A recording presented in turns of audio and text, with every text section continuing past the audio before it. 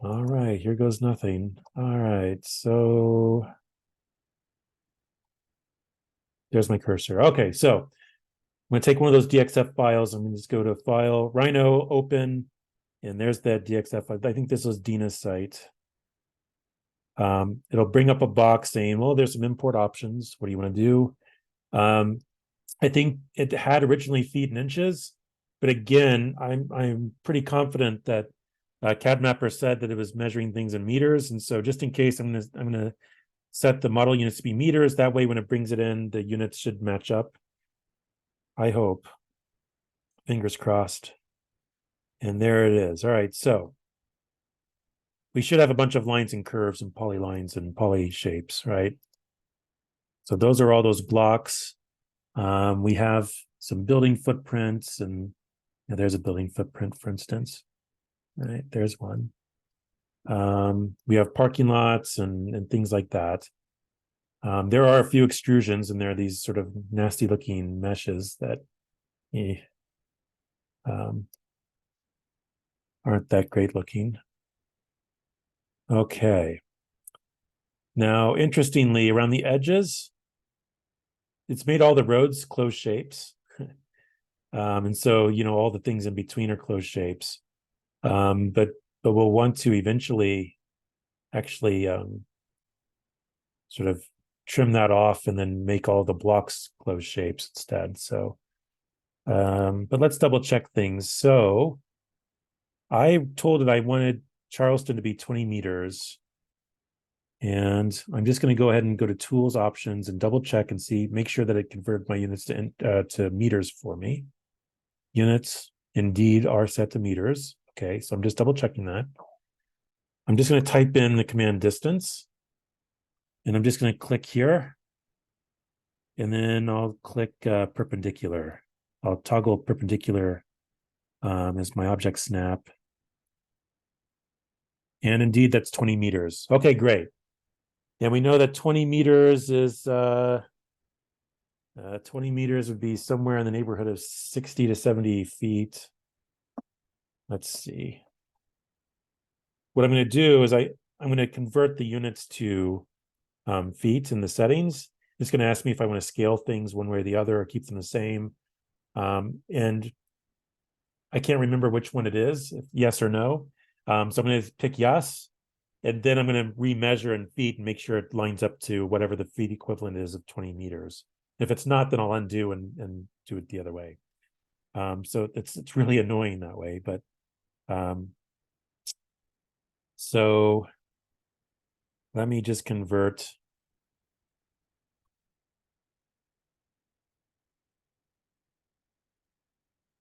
$20 meters, we're in the neighborhood of 65 plus feet. All right.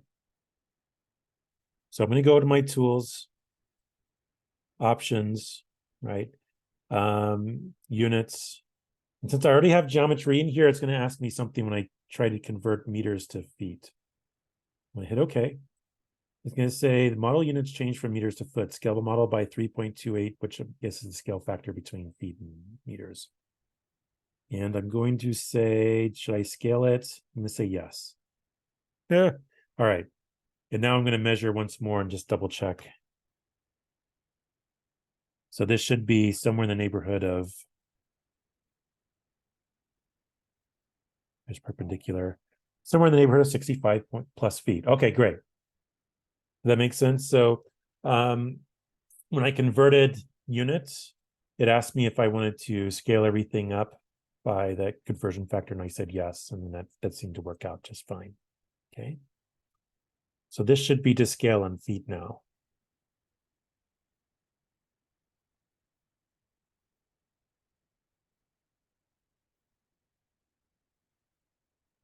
All right. Now I will say, I'm just going to go into perspective view really quickly and show you guys a few things. One of the things I'm going to do is I'm just going to go to that center point, and I'm just going to turn off ortho. I'm going to pan without being able to use my keyboard to pan. And I'm just going to make a trimming box. I might just trim just a little bit inwards. Should I? Yeah, I think I will. I'll just go into top view and just draw a box. How's that sound? Except this isn't quite orthogonal, is it?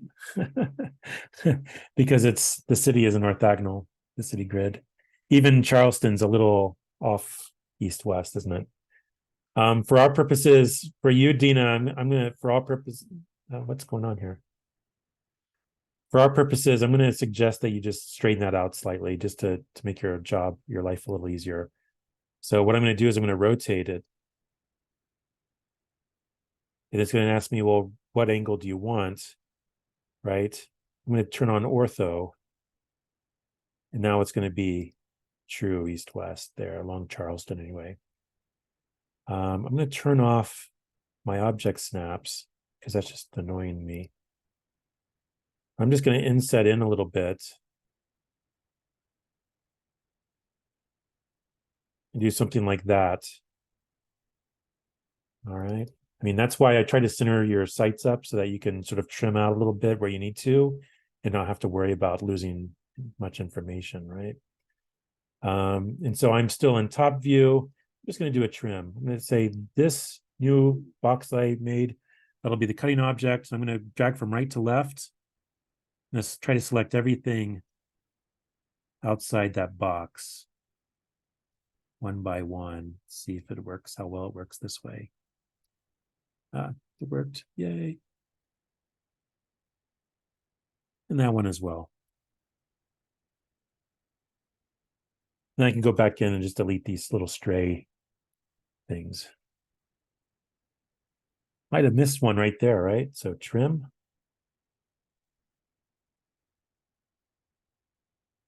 All right. And I'll just delete these away. These little stray ones. That one, I mean, that's not worth. I'm just gonna get rid of that too, right? You'll see why in a bit. Hopefully CADMapper actually gave us some layers to use here, right? So we have buildings, we have outlines of roads. And so we'll look at the layer management here in a minute as well. I'm going to get rid of this stupid extrusion. It just looks dumb. And this building footprint doesn't actually adhere to the footprint of the block that it drew for some reason. I'm not sure why. Some of these are just, too small that you don't really need to bother with them, right? There might just be like curbs and sidewalks around a parking lot. Okay. We can tell that this is Las Vegas Boulevard because it's a little wider, right? And since we centered this thing up, I believe this is the parking lot you were looking at right here, Dina. So really quickly, before we go too much further,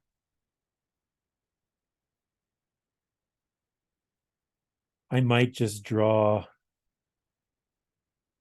a rectangle, put that on its own layer. Sorry, I gotta get rid of this this zoom set of windows here. All right, perfect, that's better. All right, so over the layers, you can see that there's some buttons along here. I can create a new layer. I could call this site outline. I'm going to set the default color for that layer to be something other than black. Maybe I'll make it something that sticks out like this awful magenta color that, it's not even Viva Magenta, which would be pretty cool, actually. All right, Pantone color of the year right there. So maybe I'll use the gumball, turn off ortho, and I'll just rotate it around a little bit and just sort of move it into place. That way, just to remind myself, like, hey, this is my site. I have that selected. I can go to the properties. I can set it from buildings layer to the site outline layer, right? Now it's going to take on that layer color. All right. So let's go back to these layers. We have building outlines. I'm going to change the color of these so we can sort of discern what we're looking at. I'll use a blue for this one. There we go. There's building outlines. Then we have road outlines, right?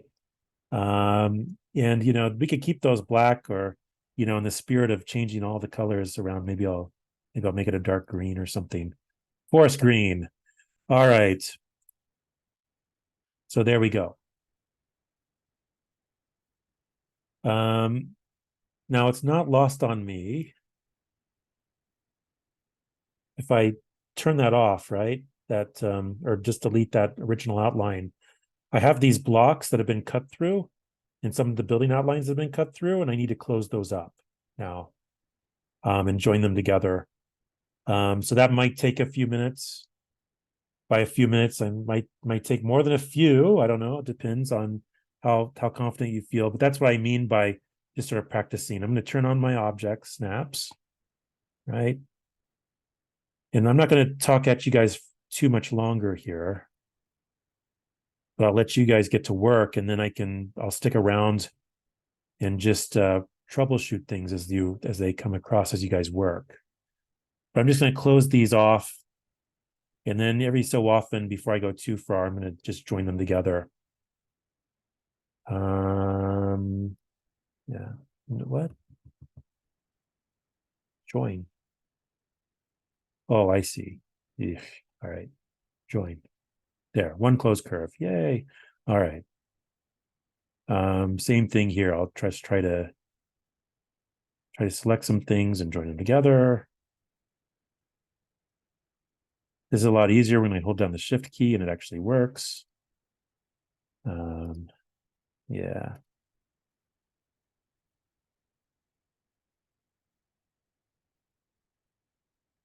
Okay. The reason I'm doing this is because eventually, right, I'm going to extrude these all down about 6 inches, right, and give them some thickness.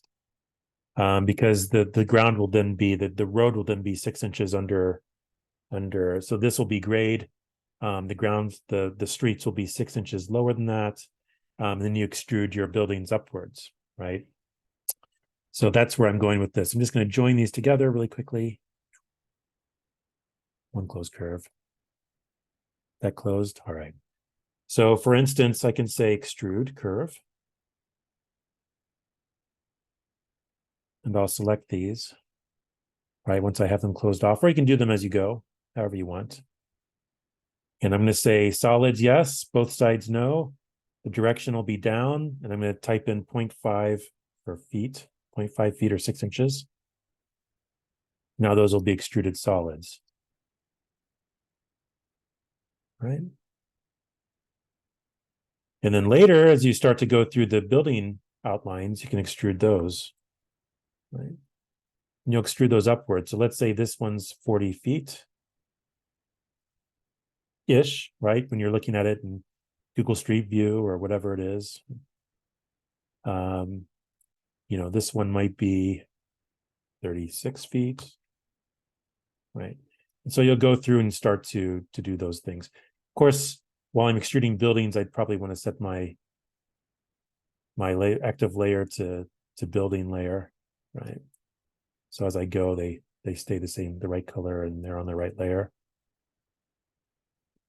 This will be good practice in sort of keeping things separated on layers, layer management, as well as practicing extruding, joining, trimming, extending, however you need to in order to do this, right? And what I would encourage you guys to do is just to start working on it this afternoon, right, like right now. And I'm around to solve any problems. You can share your screen if you run into any glitches, okay? And if anybody's coming up with any tricks or tips, then also feel free to chime in with those, right? So now, Dina, there might be a lack of building outlines in some of these cases with lots of residential neighborhoods. If that's the case, tell me before you go too much further, and we can take a look at that. We can always compare these to this other file, right? Let me just open up that other file, the OBJ, Las Vegas Downtown 2019 OBJ new. It was somewhere in the neighborhood of 7 to 8 megabytes. Let me just look at this. And what we can do is we can start to, if we want to, and this works for anybody here, right? If we wanted to, we could, there's so much here, we could just sort of try to bring these out and cannibalize this and bring it in for some of those massings.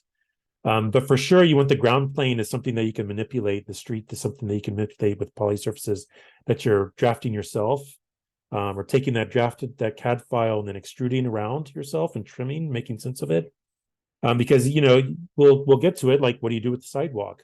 Do you make a curb cut in for parallel parking, those sorts of things, right? So you can begin to sort of think about that streetscape in a different way. So this mesh will be difficult for you to edit. So if we need to use it, we can, but only sparingly, I would say, right? So I'm going to stop sharing. Let's see here. All right.